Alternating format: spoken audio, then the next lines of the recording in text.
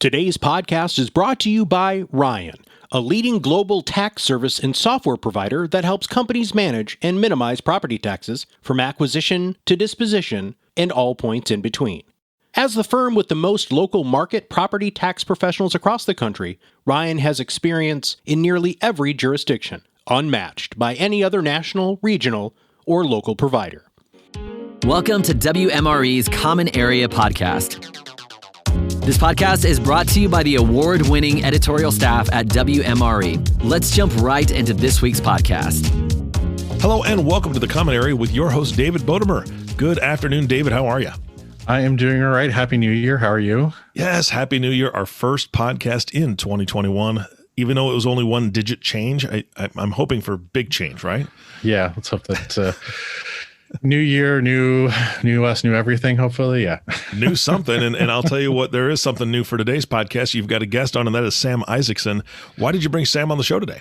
So yes, we're running Sam Isaacson, who is the president of Walker Dunlop Investment Partners. And just given their position in the market and some of their strategies, I thought it would be really interesting, especially first show of the year, to get some insights from Sam. So Sam, welcome to the show. Thank you, David. Happy New Year. Thanks for having me on. So I'm president of Walker Dunlop Investment Partners. We are the investment management group within the broader Walker Dunlop public company. As you may know, they are one of the largest commercial real estate finance companies in the country, publicly traded, about 1,000 employees across the country. And we're kind of a smaller subsidiary within the company, but we manage about $1.3 billion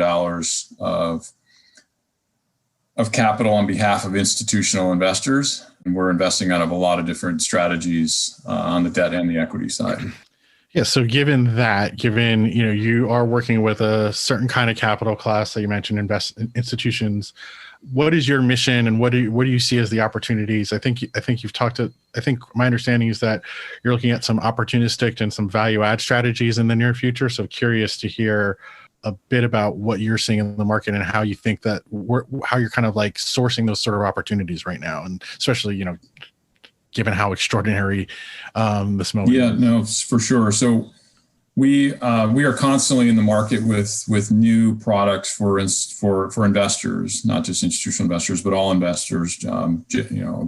Broad, not all investors, but a very broad range of investors that are interested in commercial real estate in the U.S. And we primarily focus on middle market real estate assets, and that's the way we kind of determine middle market is kind of sub 100 million in individual asset value.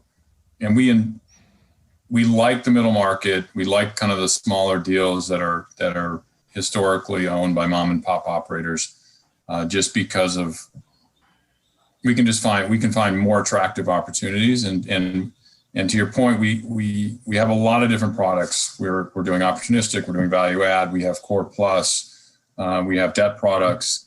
And we really invest up and down the capital stack with our different vehicles.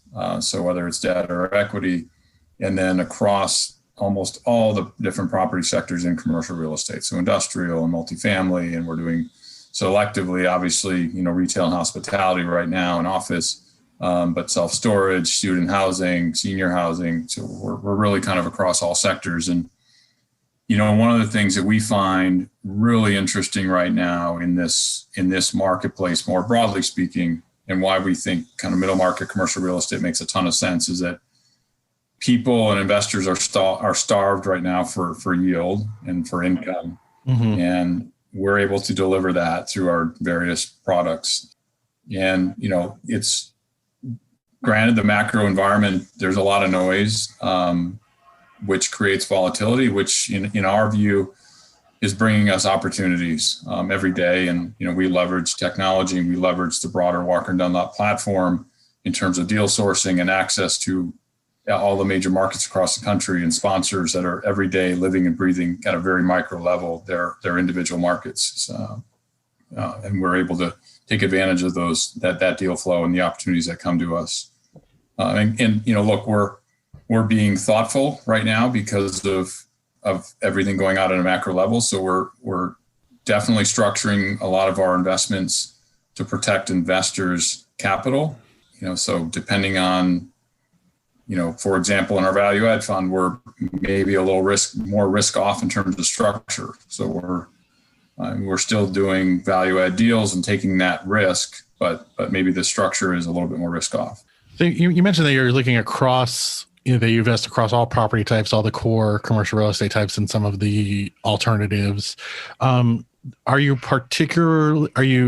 Are there ones that you're a little more aggressive on, or more interested in right now than others? So yes, broadly speaking, we're not, I guess yes and no. We have a little bit of I'm going to talk out of both sides of my mouth, so I apologize for that. But we like industrial and we like multifamily, as do a lot of investors.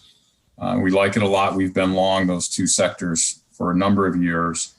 And pricing in industrial and multifamily has increased post-COVID as opposed to pre-COVID. However, the tailwinds still remain very strong in both of those sectors. So we will continue to be long those sectors. We can still find very good income in those sectors, depending on where we invest in the capital stack. That being said, we're starting to spend a lot more time looking at some of the distressed sectors, hospitality and retail in particular, because there will be good buying opportunities and good entry points in those sectors. People eventually will get back to traveling. Hospitality demand will start to pick up. Retail is interesting as well. Look, even though as a result of COVID, we saw a pretty big uptick in the demand for e-commerce.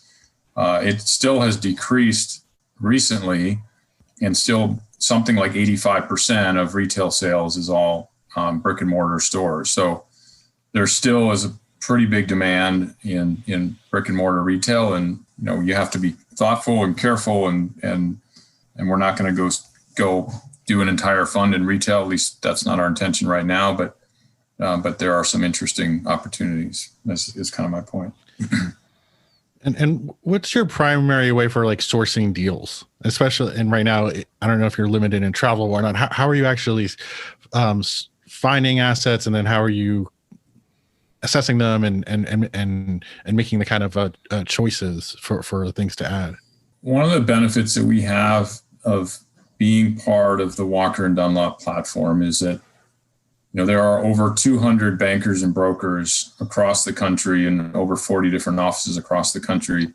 And every single one of them has dozens of relationships with really good quality middle market sponsors that are focused on specific markets and specific sectors and specific business plans within those sectors. So, I'm a value add multifamily guy, or I'm a ground up retail sponsor, or I'm a, value add industrial guy. And the benefit that we have, even though we're a small fund manager at this point, we punch a lot. We punch way above our weight, just given the sourcing capabilities that we have as part of the Walker and Dunlop family. The other piece of that is, as a broader organization, we've been spending a lot of time on technology. Real estate historically is, and even to this day, is still it's still an illiquid asset class, generally speaking. But the amount of data that is available today in 2021 versus 20 years ago is just incredible. And so we invest a lot in, for example, there's more data now on tracking cell phone usage at a retail center. And so you get more data. The more data you get, the better you can get at buying the right assets.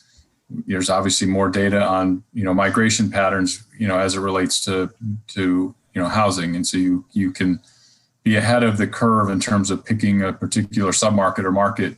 If you had been studying the data, you would have known that Boise was going to become extremely hot during COVID, and jumping in there as early as you can would have been a good idea. So that's the kind of stuff that we're spending more time as an organization investing in, so we can just get better, and we're picking the right micro assets, if you will. Are there any kind of data sources that people normally wouldn't think about that you look at in terms of trying to spot some of these things? It's not really so much about we have data that nobody else has. It's more about how you accumulate that data and pull it together. And that's really been the kind of some of the breakthroughs that have happened recently in the real estate technology space that we've seen, which is you've got, tons of different data sources, and a lot of people know they're out there. Maybe you don't subscribe to all of them, but what we've been investing in is the platforms to kind of mine all that data, pull it all together into one source of truth, if you will, and then you're able to start kind of manipulating that data and looking at that data at a collectively, if you will. So that's right. More interesting. Sort of like the signal from the noise kind of thing. That's right. Like being able to, there's more information than ever, but how do you actually parse that into something that you can act on? Exactly right. And then on the other side of the, your investors, is there a minimum investment? And how are you sourcing and communicating with investors these days? So it's a good question, because a lot of the institutional investors during COVID took a pause on any sort of underwriting any new managers, and we really had to focus mostly on re-upping existing investors. That has started to loosen up a little bit as more and more institutional investors have realized that they have to kind of adapt to the new normal. They can't just continue to only invest with existing managers. But in terms of how we're sourcing investors hasn't really changed. Honestly, like, just other than the on-site due diligence that investors want to do, and that's appropriate, and we welcome that. That is obviously still a little bit challenging to do, but leveraging video conferencing and the like has been actually kind of an interesting boost in terms of our ability to get in front of investors. I mean, you'd take a week trip to the East Coast and you'd have 3 or 4 meetings, and now you can sit in your home office and meet those investors face to face, even though it's not in person. You still get a decent personal touch. So that part we actually appreciate, just being able to get a little bit more face time with investors that maybe we wouldn't have gotten as much of previously. Minimum check size, to answer your question there, it varies by fund. We don't have any sort of like vehicles yet that are really geared towards just pure retail, but that, not saying that's coming or not coming, but it as an organization, we want to continue to be able to deliver middle market commercial real estate investment opportunities to a broader range of investors, and that's something that we will continue to evolve and continue to work on building out. Switching gears a little bit, we're sitting at we're about to have a new president and a new Congress that now is, based on, I was a little surprised by the results of the Georgia runoff that now we're actually going to have effective, even though it's a 50-50 Senate, the effective Democratic control. Is there anything now from like the governmental perspective that you're keeping an eye on, like that now that we're going to have a Democratic, tri-party power, at least for 2 years? And what kind of opportunities or risks that might present?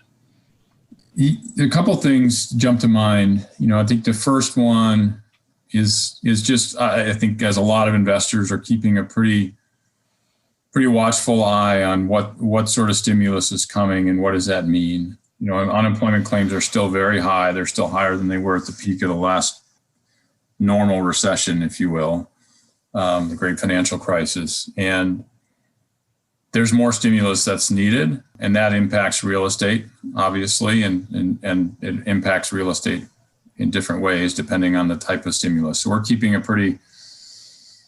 watching that, and maybe there's more stimulus that's going to come now with a Democratic-controlled government versus if it was a Republican and Republican Senate and then that Democratic House and presidency, but it's hard to know. I mean, I think everybody in Washington is trying to do what they think is best for the American people, and I think ultimately we are hopeful as real estate investors that there is more stimulus coming, and so we're keeping an eye there.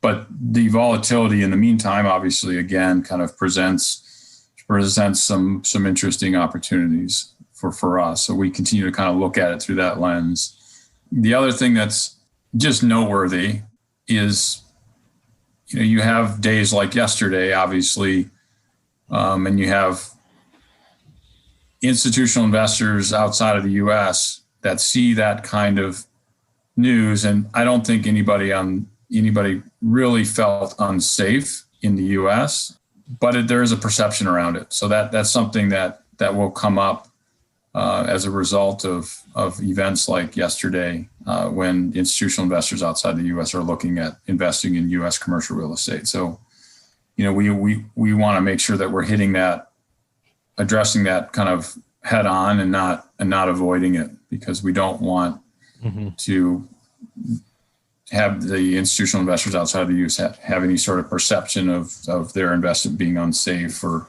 that there's a risk, another risk factor with U.S. real estate that they hadn't had to worry about previously.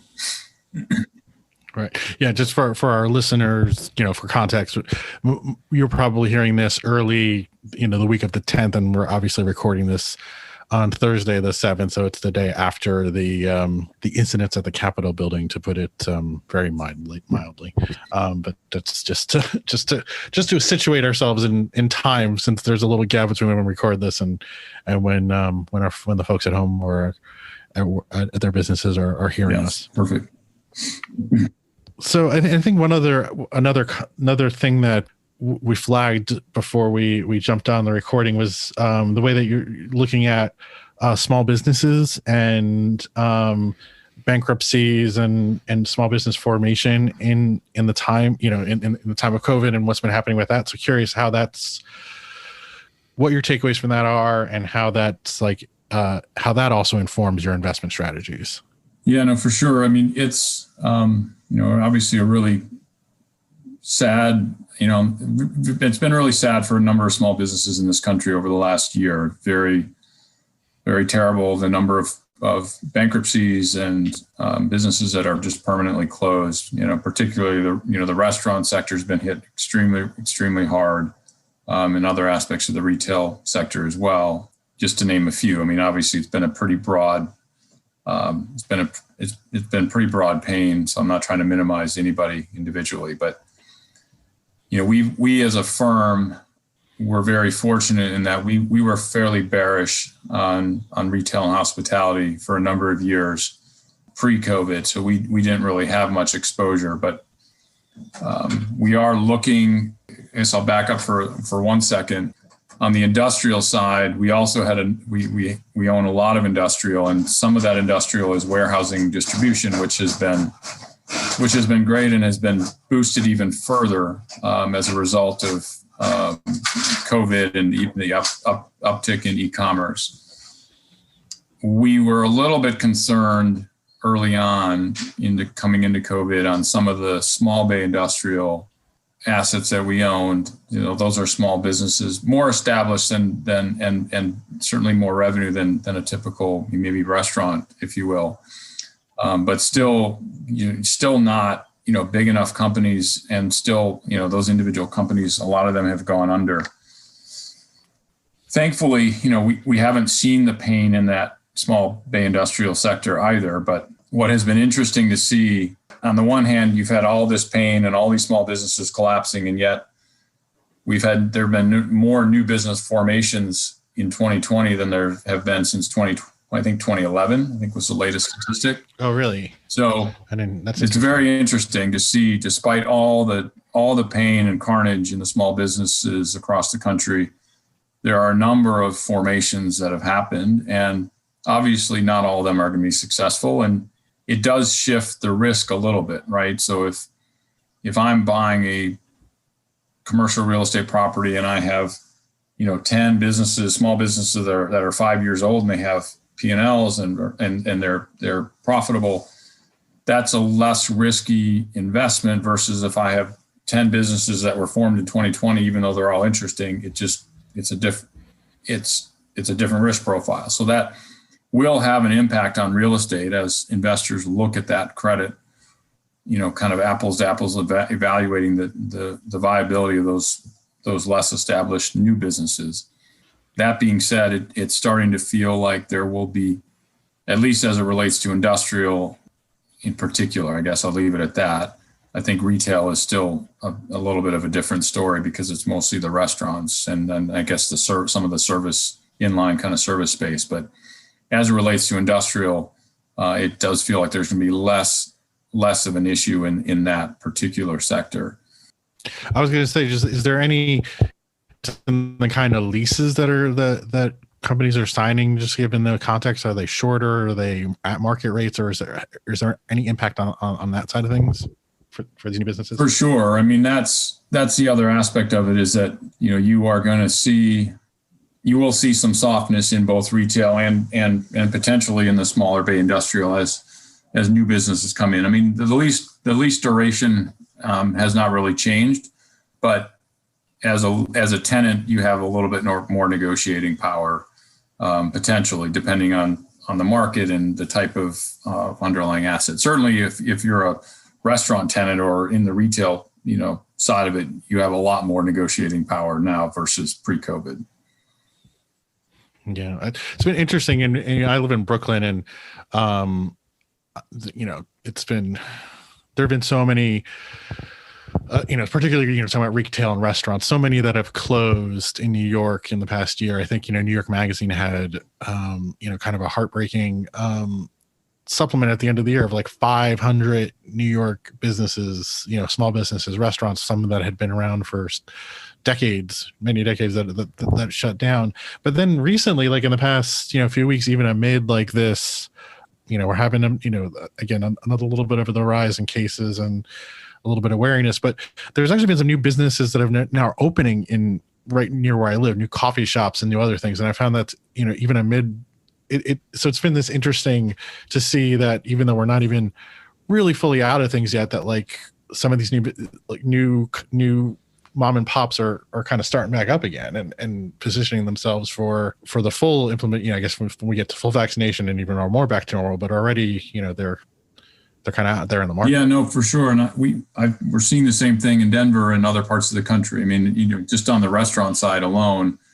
I mean, I don't know if you've run into this whole ghost kitchen concept, but a number of these chefs that were laid off from their restaurants that went bankrupt have either banded together or they found an investor to go start a ghost kitchen that's just, they're just all they're doing is delivering food, but they're back at it and they're aggressively trying to kind of make that business model work, which is really fascinating to see how quick, even it's terrible. Obviously, I'm not trying to minimize again any of the pain that happened, but of course, to see how people are adapting and kind of getting back at it and trying to reposition themselves and come out with a different business idea that hopefully will be more successful again.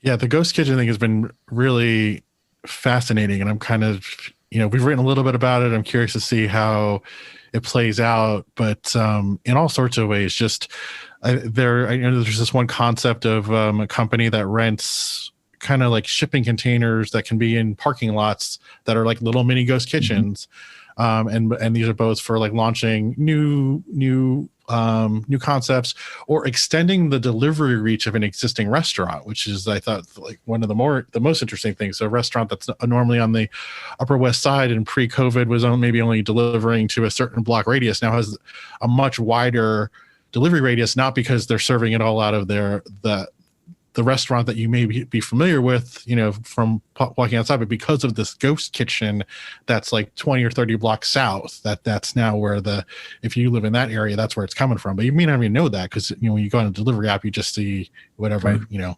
Nobu or whatever. I don't know if there were ones doing it, but that example, but it has been very fascinating to me, both from like a real estate perspective and a restaurant operation perspective and consumer perspective, to see what these ghost kitchens are going to mean and, how they're going to stick with us.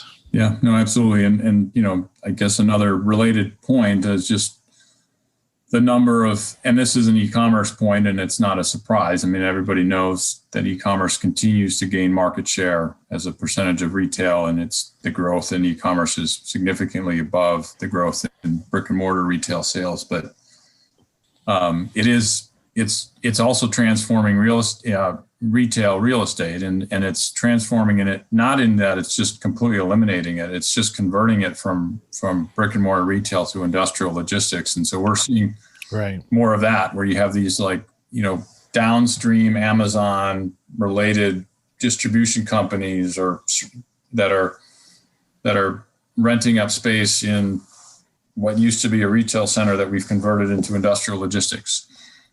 So some of that has been interesting to see as well. Yeah, this repurposing and the last mile logistics and reverse logistics, all this stuff again, stuff that's kind of been out there for a while, but now is much more such a prominent part of the real estate industry and investment strategy. So it has been, I mean, like you said, it's not a good time, but it's certainly been an interesting time, and there's a lot happening in real estate and navigating how some of these changes have been coming through. The economy is transforming very rapidly as a result of COVID. And so as an institutional commercial real estate investor, your view and our lens has to be, how is this investment going to be affected by the transformations that are coming to the positive or the negative? And it's not all negative. I mean, there's a lot of positive as well. And it's just, you've got to continue to kind of, and things are in it. COVID obviously has sped up a lot of things. So, the transformations is faster than what has been historically. So.